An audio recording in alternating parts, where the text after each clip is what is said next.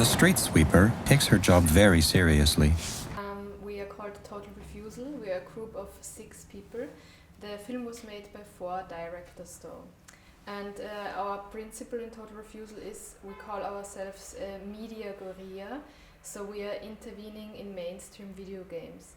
We are always working with video games. We are gamers on the one hand, but on the other hand, we think it's such a big medium, you know, it makes more money than the music industry and film combined. So we really want to dissect the hegemonial view that is transported via video games, especially the AAA titles, the big ones.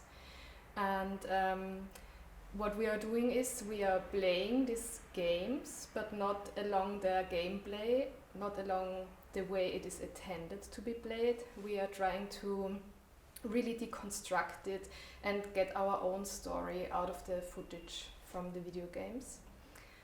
We are also a pseudo-Marxist collective, so our political impetus is always from a, I would say, like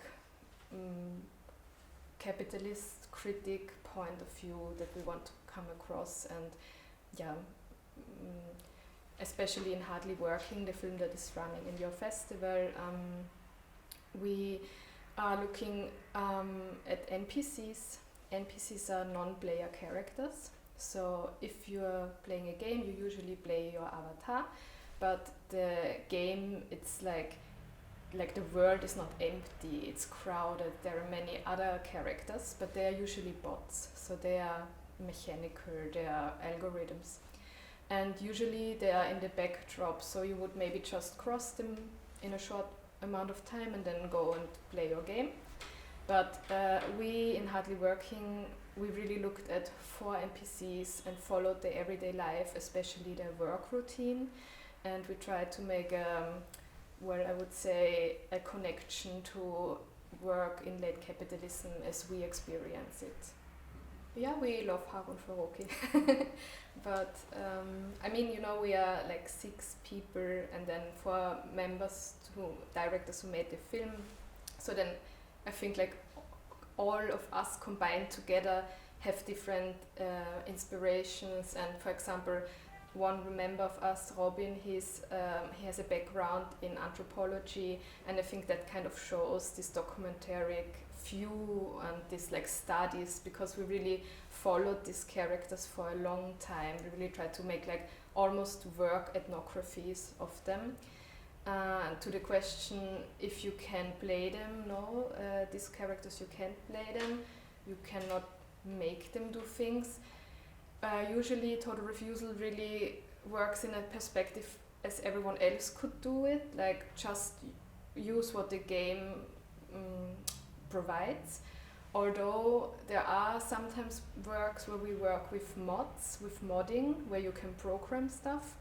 And in Red Dead Redemption 2, the only mod we had was a flying camera, that we could really use the camera from every angle that's not in the usual gameplay. And also that led to some circumstances which are a bit tricky, because when you went too close to the character, it was spawning away, it was gone. And the problem is that the game in the algorithm, every time you re-enter it, it's mixing up the algorithm. So some characters, you just follow them and then you never can find them again.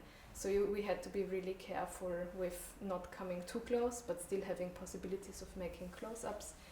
And how that idea came apart, I mean, we are just, you know, I have artistic backgrounds, we're always trying to go against like the limitation of the game, really gets us creative and lets us think what else can we do. And then of course the NPCs are something that you immediately notice, especially in Red Dead Redemption 2, because they are all motion captured from like real people, so their movements are really particularly great.